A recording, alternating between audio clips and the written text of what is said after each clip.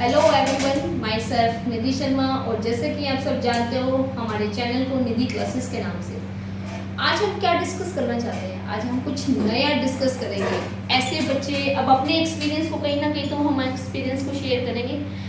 कई बहुत सारे बच्चे ऐसे होते हैं जो ये कहते हैं कि भाई हमें फिजिक्स नहीं समझ में आती। भाई फिजिक्स को तो पता है क्या हुआ बना रखा है उन्होंने, अब फिजिक्स नहीं समझ में आती या इतना हमारा टाइम लग गया, हम कैसे उसको एंजॉय करें, किस हिसाब से हम उसको करें। तो आज की इस वीडियो में मैंने आपको 5 to 6 टिप्स आपको बताने हैं। वो टिप्स आपको बताने हैं जो आपको फिजिक्स एक जीरो लेवल से उठाकर आपने उसको एक हाई लेवल पे कैसे लेके जाना है। चाहे वो बच्चा नॉर्मल गवर्नमेंट स्कूल्स का है, चाहे वो बच्चा सीबीएसई स्कूल्स का है, कोई भी बोर्ड का है, डजंट मैटर, ये मैटर नहीं करता। चाहे वो बच्चे ने अभी +1 में एडमिशन लिया है, जैसे कि आप सब जानते हो कि +1 में बच्चों ने लेट एडमिशन लिया है, बट बच्चों के माइंड में सबसे ज़्यादा यही टेंशन है कि हम फिजिक्स को किस हिसाब से करें।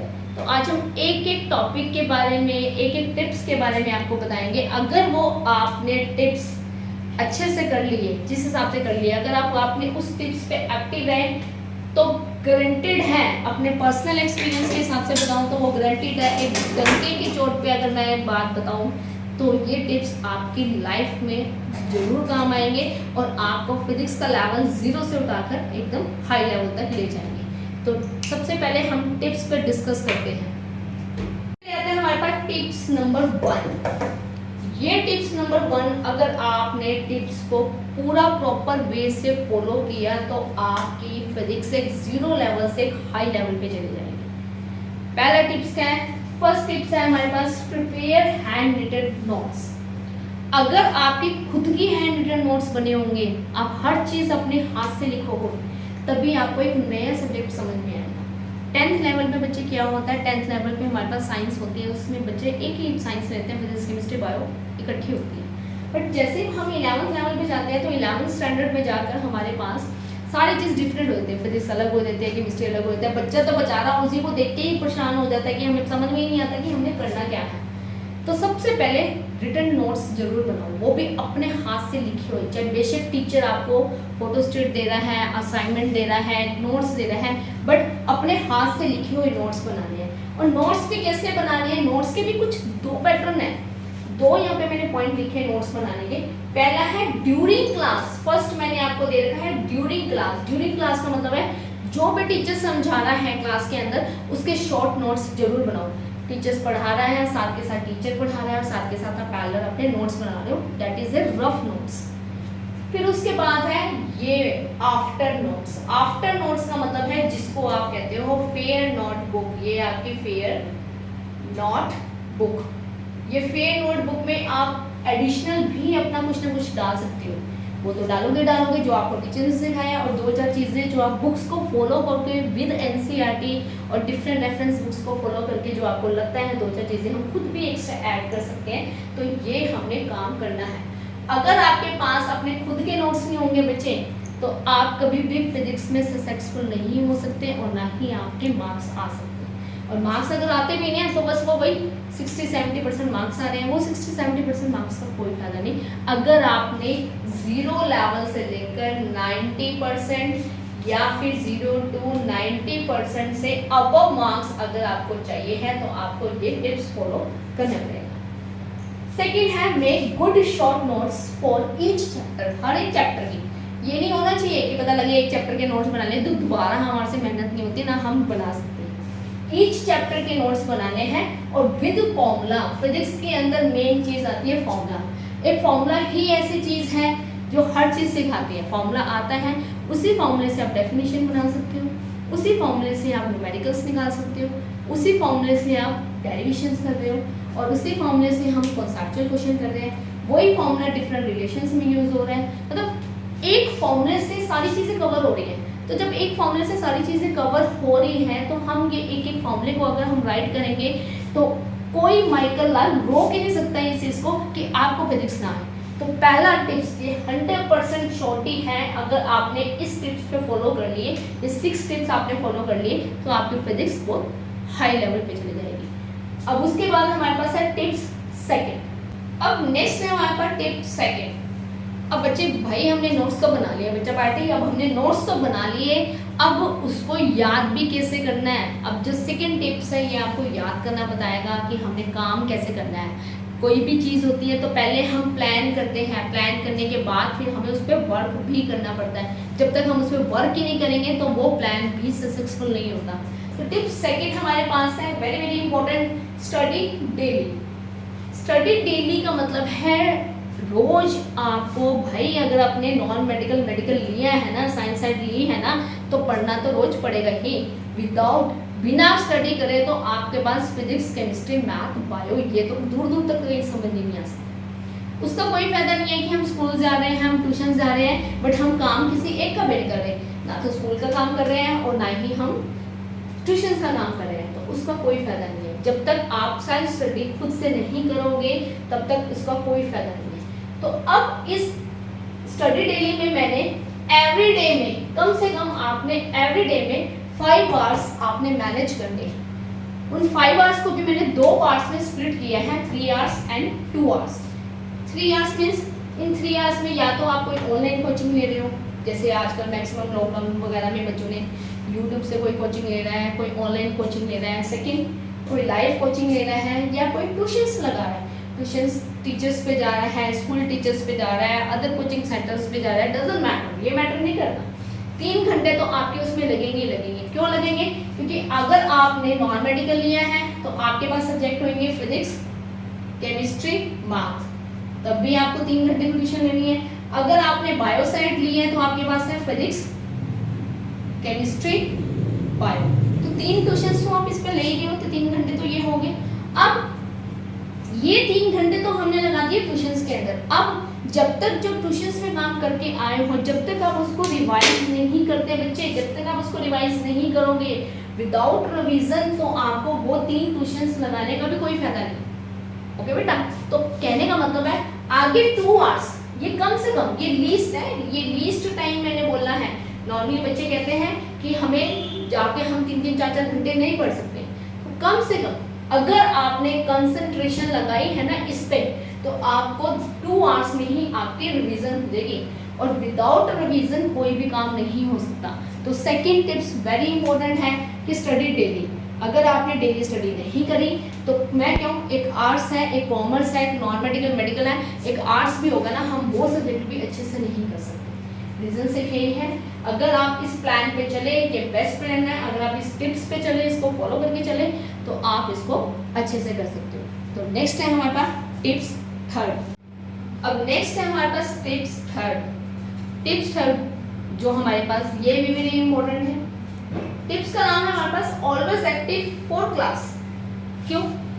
हमने नोट्स बना लिए, फर्स्ट टिप्स कर लिया, सेकंड टिप्स हमने कर लिए, नोट्स बना लिए।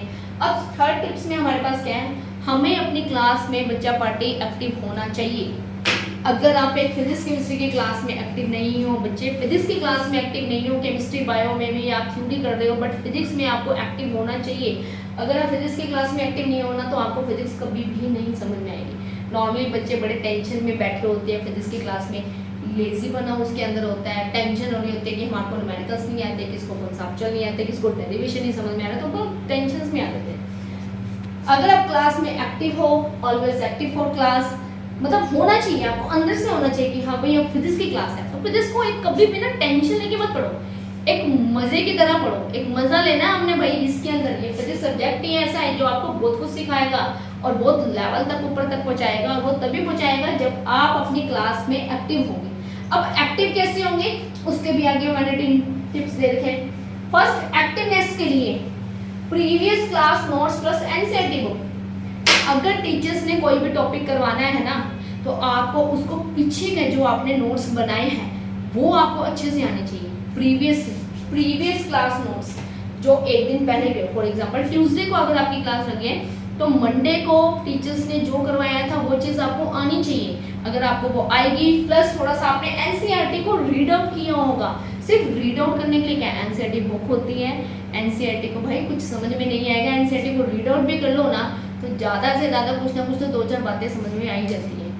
तो बच्चा एक्टिव होता है, बच्चा कॉन्फिडेंस लेवल एक बनता है, और बच्चे कॉन्फिडेंस लेवल से बैठते हैं क्लास के अंदर कि टीचर भाई अब तो कुछ भी पूछ ले मैं बता दूंगा, क्योंकि टीचर्स हमेशा जो फिजिक्स के अंदर टॉपिक्स होता है वो पीछे टॉपिक से रिलेट करता है, और वो तभी रिलेट करता है और अगर बच्चे को आता होगा ना 100% श्योरिटी है, पूरी डंके की चोट पे 100% श्योरिटी है कि बच्चा पूरा एक्टिव होगा अगर उसको पीछे का क्वेश्चंस पीछे के उसने क्लास के नोट्स पढ़े होंगे और तो उसको आगे के चैप्टर भी आगे के नोट्स भी बहुत अच्छे तरीके से आएंगे। ओके बेटा।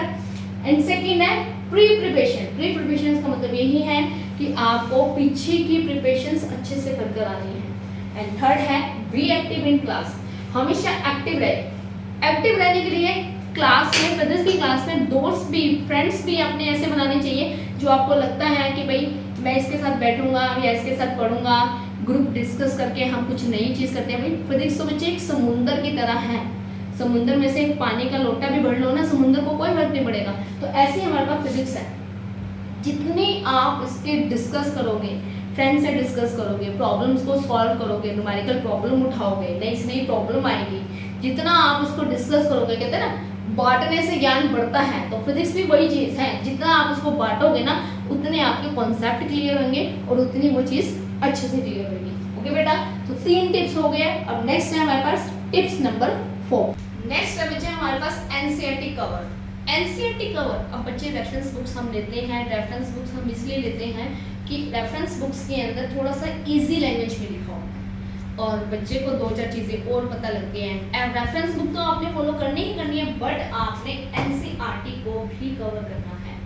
विदाउट एनसीईआरटी कवर करें हम एक सीबीएसई का 12th का पेपर लगा लो, बोर्ड का पेपर लगा लो, नीट का कॉम्पिटिशन्स लगा लो, जेईई मेंस का लगा लो, जेईई एडवांस का लगा लो, कोई भी कॉम्पिटिशन्स लगा लो, हमारे प्रॉपर वे से क्वेश्चंस कवर अप नहीं होते।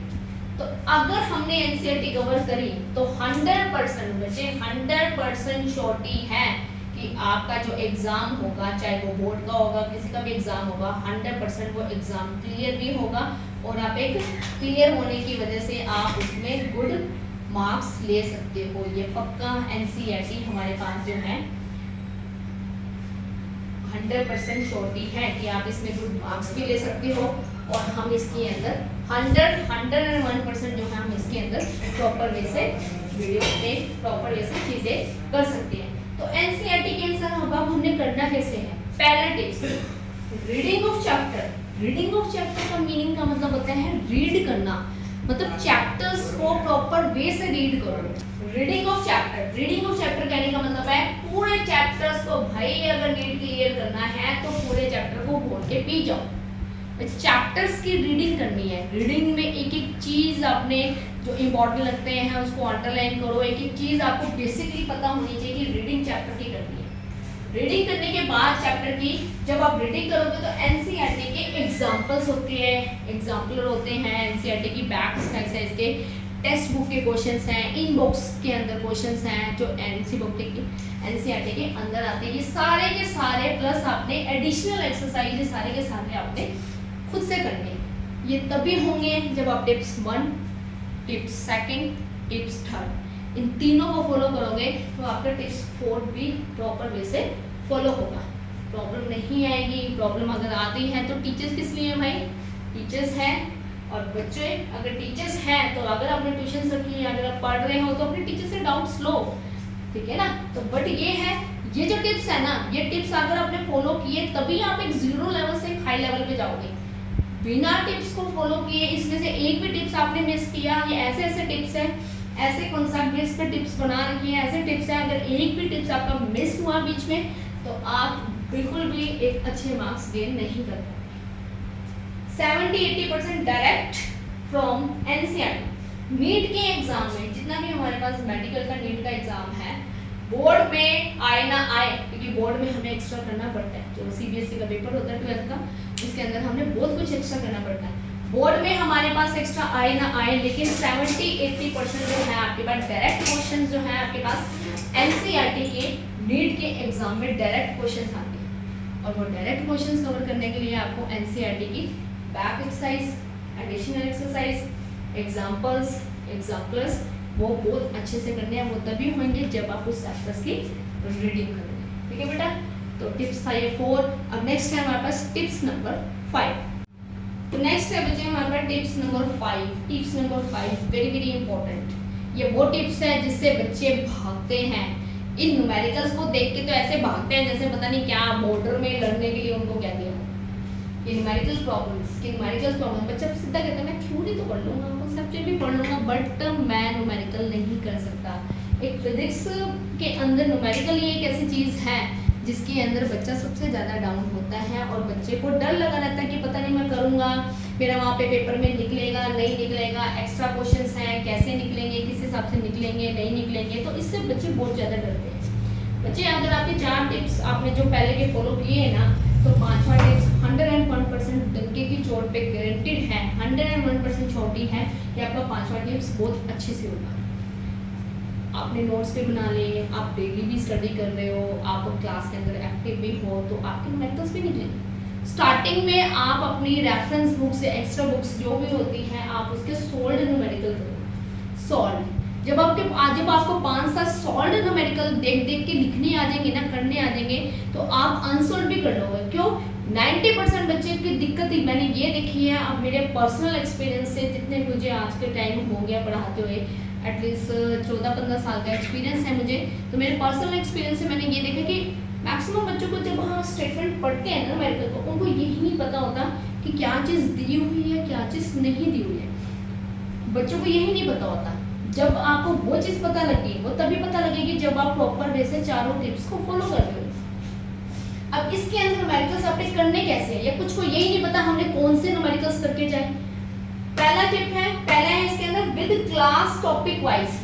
जो आपका टॉपिक क्लास में चल रहा है, फॉर एग्जांपल कल का कोई टॉपिक उठा लेते हैं, एग्जांपल मैंने गॉस थ्योरम, अगर मैंने आज गॉस थ्योरम करवाई है तो घर जाके गॉस थ्योरम रिवाइज कर रहे हो आप, क्योंकि रिवीजन भी कर रहे हो, तो उसके गॉस थ्योरम के 2-4 क्वेश्चंस अपने आप निकाल के देखो, सॉल्व क्वेश्चंस करके देखो, तो गॉस थ्योरम का कांसेप्ट इतने अच्छे से क्लियर हो जाएगा कि गॉस थ्योरम में एंगल कहाँ पे लग रहा है, किस हिसाब से लग रहा है, कोई भी आप टॉपिक्स क्लियर चैप्टर वाइज। और दूसरा है कि चैप्टर वाइज, एक होता है चैप्टर वाइज और एक होता है हमारे पास क्लास में जो टॉपिक है। अगर एक चैप्टर के अंदर आपके 5 टॉपिक हैं तो आपके पास 5 टाइप्स के तो क्वेश्चंस आएंगे ही आएंगे। तो चैप्टर वाइज भी आपको पता होना चाहिए कि ये चैप्टर है, इस चैप्टर में हमारे पास इस तरह के न्यूमेरिकल्स बनते हैं, और टॉपिक्स वाइज भी आपको एक चीज क्लियर होनी चाहिए। विदाउट न्यूमेरिकल फिजिक्स नहीं होती। जब तक आप न्यूमेरिकल्स नहीं करोगे, बिना न्यूमेरिकल के फिजिक्स हो ही नहीं सकती। ठीक है ना बेटा? उसके बाद सेकंड हमारे पास है वीकली एनालिसिस। वीकली एनालिसिस का मतलब है कि अपने आप को चेक करो वीकली कि हमें कितना आया है। नोट्स, असाइनमेंट, टेस्ट सीरीज बहुत होती हैं, बहुत सारे ऑनलाइन मिलती है, ऑफलाइन मिलती है, बहुत सारी मिलती है, या बुक की हमारे भरमार है। बुक के अंदर इतने न्यूमेरिकल्स प्रॉब्लम, इतने क्वेश्चन होते हैं जिससे आप अपने आप को चेक करो कि मैंने अगर 1 वीक इन 5-6 टिप्स पे फॉलो किया है तो मुझे कितना आया है, पहले में क्या था और अब ये फॉलो करने के बाद में कहाँ पहुंचा हूँ। मुझे टाइम तो लगेगा लेकिन गारंटेड है कि आप अगर ये टिप्स को फॉलो करते हो तो आप एक 0 लेवल से हाई लेवल पे जा सकते हो। ठीक है बेटा? उसके बाद एनसीईआरटी तो आपने करनी है, बट एनसीईआरटी बच्चा अगर एक बोर्ड का स्टूडेंट 12th बोर्ड का 90% उसको मार्क्स चाहिए तो उसको एनसीईआरटी के साथ प्लस एक्स्ट्रा बुक्स भी करनी पड़ेगी। अब एक्स्ट्रा बुक बहुत सारी आती है, एससी वर्मा है हमारे पास, डीसी पांडे है, तो ये बुक्स वो बच्चे कर सकते हैं। डीसी पांडे कर ले, एससी वर्मा करते हैं, very important books and famous books हैं जो फिजिक्स के लिए हैं, जिसमें हम न्यूमेरिकल्स कर सकते हैं। जिसने ये 2 बुक्स कर ली है उसको दिक्कत ही नहीं है किसी भी चीज़ की कि वो उसने किस हिसाब से करना है। तो ये हमारे पास है टिप्स 5। अब हमारे पास है लास्ट टिप्स, जो टिप्स नंबर 6, और ये 6 टिप्स आपने अच्छे से फॉलो करनी है। अब नेक्स्ट है ये लास्ट टिप्स। बच्चे ये 5 टिप्स फॉलो करने के बाद अगर आपने ये लास्ट टिप्स फॉलो कर लिए ना, तो पक्का आपका नेट में, कॉम्पिटिटिव लेवल में, जहाँ भी जो भी आपका भेज रहे हो, या अगर आप नहीं कर रहे तो सीबीएसई में पक्का 90 अबव मार्क्स तो आएंगे ही आएंगे, और 100% आएंगे अगर आपने इनको फॉलो कर लिया। अब उन 5 टिप्स को फॉलो करने के लिए एक कहते हैं ना जड़ी बूटी, एक कंक्लूजन बनाया गया है, तो इसके अकॉर्डिंग करोगे, हर चीज़ की एक मेडिसिन की तरह काम करेगा ये। हर चीज़ की एक क्वालिटी, मतलब हर चीज़ को, टिप्स को इम्प्रूव करने के लिए अगर आपको कोई चीज़ चाहिए ना, तो आपको इस पे फॉलो करना पड़ेगा। Set time table. हर बच्चे के घर का शेड्यूल अलग होता है। कोई डमी बच्चे होते हैं, कोई स्कूल जा रहे हैं, कोई रेगुलर आ रहे हैं, किसी के स्कूल्स की छुट्टी जल्दी हो रही है, किसी की लेट हो रही है, किसी की एक्स्ट्रा क्लास लग रही है, किसी के प्रैक्टिकल्स हो रहे हैं। तो हर बच्चे का शेड्यूल अलग है। उसी शेड्यूल के अकॉर्डिंग अपना टाइम टेबल प्रॉपर वे से सेट करो। सेट टाइम टेबल, क्योंकि आपको पता है हमारे घर में क्या माहौल है, हमने कहाँ बैठना है, कैसे करना है, इतने टाइम बैठ के मुझे कहाँ पे स्टडी करनी है, किस हिसाब से करनी है, सब सिर्फ बच्चे के ऊपर है। Stick with it. सबसे पहले है कि 5 टिप्स के लिए अपने आप को प्रॉपर वे से स्टिक कर लो।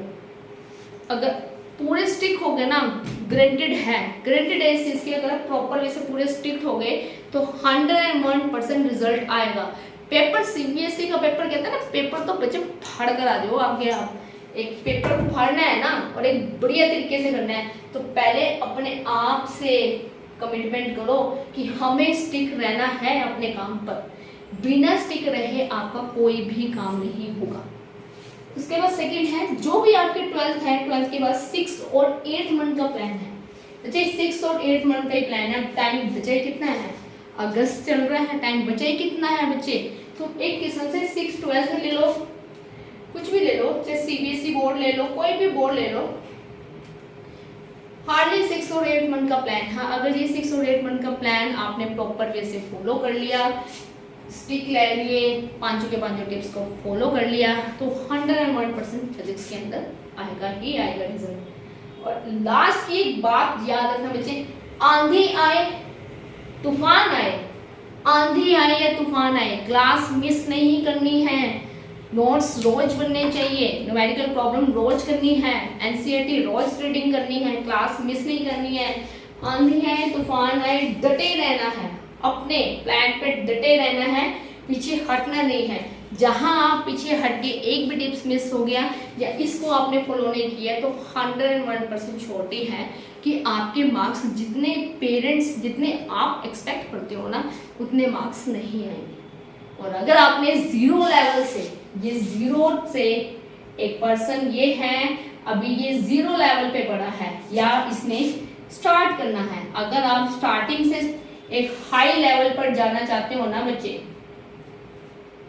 एक गुड मार्क्स लेना चाहते हो, हमारे पास हाई लेवल ले लो, या फिर आप ले सकते हो कि गुड मार्क्स लेने हैं आपने, वो आपके तभी आएंगे जब आप ये किसको फॉलो कर रहे हो, फॉलो 6 टिप्स।